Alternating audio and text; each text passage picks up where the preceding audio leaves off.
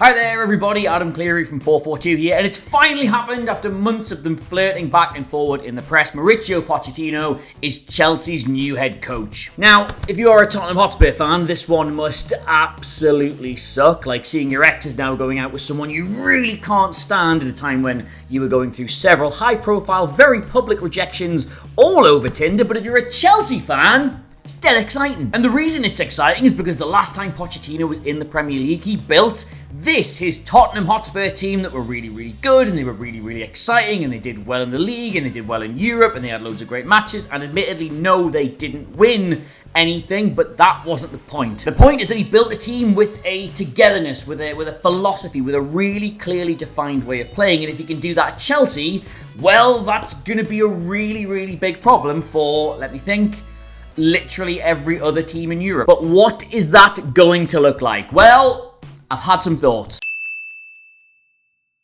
Alright, so just really quickly before we begin, welcome to FourFourTwo, the YouTube channel. We do this kind of thing all the time. Please do hit the subscribe button down there. The season is ending, yes, but we are just getting started. We've got a really, really big summer coming. If you'd like to stick around for it, we'll probably cover your team at some point, so join the party. Okay, so as I said at the start, this is Pochettino's Tottenham Hotspur team when they were at their very best. And I know what you're thinking, this was what, 5, 6, 7, 8 years ago? Is it really that relevant, Adam, to what he's going to do at Chelsea? And yes, it is. And just to be clear, I do not think Mauricio Pochettino is going to build a Chelsea, effectively a Tottenham Hotspur cover band where he tries to do the exact same things and get similar types of players. It'll not be like that at all. He's too good a manager. He's moved on. Football's moved on. But there are things about this Tottenham team which speak to his beliefs as a manager, to his philosophies for playing the game, and I think they will still be consistent even if he implements them differently. So really quickly, this is how his Tottenham team like to play. Now, they would normally be set up in this 4-2-3-1, right? Not all the time, obviously, but we'll talk about that in a second. And what they had going on was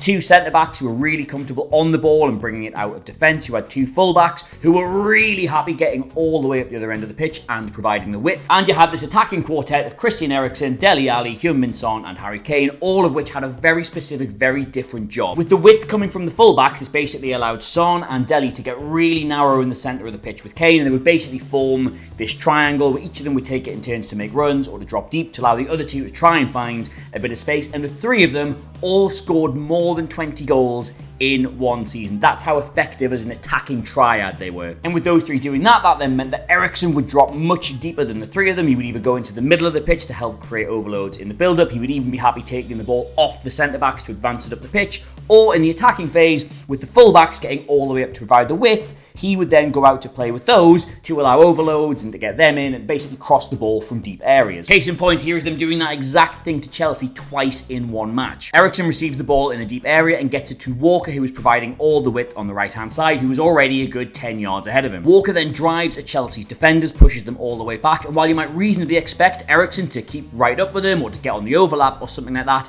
instead, he just sits in the space that is being vacated by Chelsea pushing back to receive the ball for a cross. Julie arrives, he puts the ball in, and because Dele Alli is pushed all the way up with Harry Kane, they have Azpilicueta outnumbered in the middle, 1-0. Second half, exact same thing again. Christian Eriksen has the ball, he gives it to Walker, who's providing all the width on the right-hand side, and because the Chelsea defenders are then forced to concentrate on Walker, this leaves a little bit of space for Eriksen. The ball comes back, he puts the cross in, there's Dele Alli again, 2-0. So what can we learn from that? Well, first and foremost, Pochettino likes his width to come from his fullbacks. And if you're the incoming Chelsea manager, that's good news because you've got Ben Chilwell and you've got Reece James, and when they are fit, they are excellent at doing that. And secondly, if as attacking players, he wants direct goal threat from some and great creativity from others, and that is less good news. And while they've certainly got no shortage of players who can play in these attacking positions and get nice and narrow, arrive late in the box, basically pretend they are striker in their own right, you'd struggle to say any of them have had particularly good seasons. I mean, just off the top of my head, Raheem Sterling, Christian Pulisic, Hakim Ziyech, Mudryk, Madueke, I'm probably forgetting 5 or 6 others. They've got loads of players who want to be doing that role. That's what they want to be doing when they're on a football pitch, but the problem is you gotta deliver 15, 20 goals while you're doing it. So that's quite a big job for Pochettino. Select from your enormous pool of attacking players which ones you want to do this job, and then make them better, because you can't just keep buying players. You have to work with the ones you've got. And also, the one player they definitely do not have is this central figure, this number 9, this guy who's going to be the focal point of all of your attacks. He has to be a lethal finisher, he has to be good on the ball, he has to be able to drop wide and deep to get involved with the play and create space for his others. And I just can't think off the top of my head of any player who could do that role and might be available soon, or even have a good relationship with the manager already, that Chelsea could afford, that would probably prefer to stay in the Premier League. Now I'm just drawing a blank. Oh, one more thing before I move on, by the way. I'm very surprised to see all the reports that Chelsea might be willing to let Mason Mount go when he is very clearly going to be a Pochettino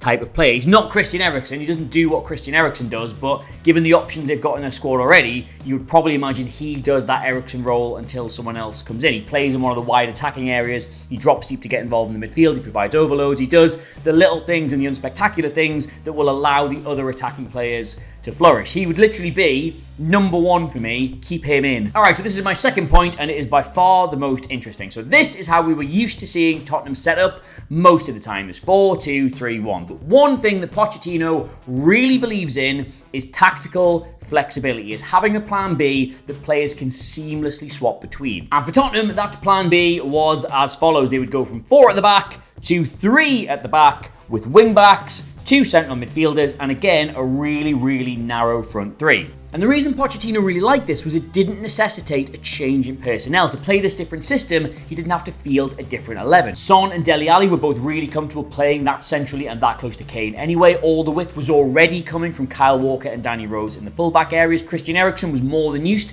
to dropping into the middle to play a little bit deeper. And Eric Dyer, the man who basically made this change, is a centre-back by trade and also very good in the middle. So you just drop him in there and everything kind of fits around it. And sometimes they would start with this 11 if the situation demanded it. Sometimes they would change to it as the game progressed. Sometimes they would go into it and then go back. It was one of their greatest strengths, was how flexible they could be between the 4 at the back and the 3 at the back. And the reason they were able to do that was Eric Dyer. Don't get me wrong, Victor Wanyama would also play, and then when they tried to do that with him in the team, he would sit more as a midfield anchor, and you could argue that's kind of what Dyer was doing anyway, but largely it was kind of the same. They had a player in central midfield who, if needs be, could drop much deeper. And that is one thing Chelsea currently do not have. They haven't even got an awkward fit for that. Enzo Fernandez is probably one of their best ball winners, but you would not want to put him there. And N'Golo Kante, exactly the same. They have nobody who really fills that role and gives them that tactical flexibility. And again, just if only there was a player who could play in midfield, yes, and was good on the ball and really strong in the tackle, had the intelligence to recognize problems appearing, but also the technical ability to play his way out of them, but was also equally comfortable in central defense, or just like right in front of it, and could use his on-the-ball ability to bring it out of that area if needs be. Someone young who could build a team around, who again might well be available this summer, and I don't know, maybe has some kind of ties or connection to the club. I don't know. So, what will Chelsea look like under Mauricio Pochettino? Let's review. I think if a really good goalkeeper becomes available, they might make a move for him, but right now, Kepa's a perfectly good option, so I'd expect to see him still starting. Reece James and Ben Chilwell, if fit, are absolutely perfect, high-intensity attacking fullbacks for Pochettino, so they will start every single game they're available. Now, while Pochettino does have a preference for youthful intensity over experience, Thiago Silva is simply too important to this Chelsea side to just jettison immediately, so I would imagine he retains his place, although likely shares it with Koulibaly, and Fofana becomes an integral part of that back line. In midfield, Enzo Fernandez is just that perfect blend of intensity, intelligence, and technical ability. Yeah, basically Kurt Angle, so he'll retain his place, and a new transfer likely to be alongside him. Let's call him for now, I don't know, Declan Dice. It's anybody's guess who the attacking players wind up being, but for me personally, I think Mount's a perfect player for Pochettino. I think they will at least make an effort to retain him, and if they do, he'll sort of play in that attacking role. And out of all the rest, I'd probably Sterling and Madueke. You get a lot of options there, but again, I do think Pochettino could get on the training pitch, and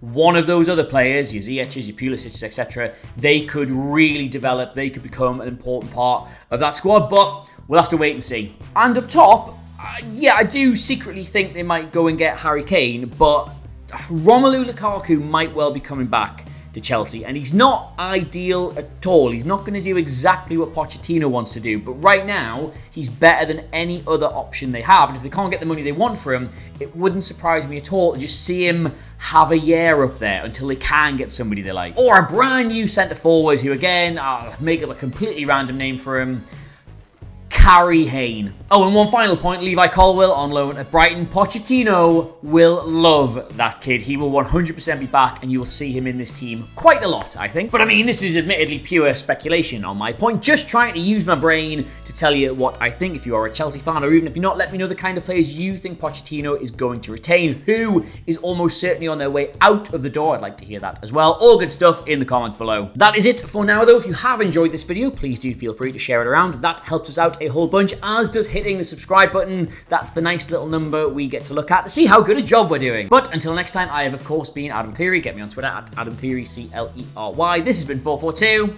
I'll see you soon. Bye!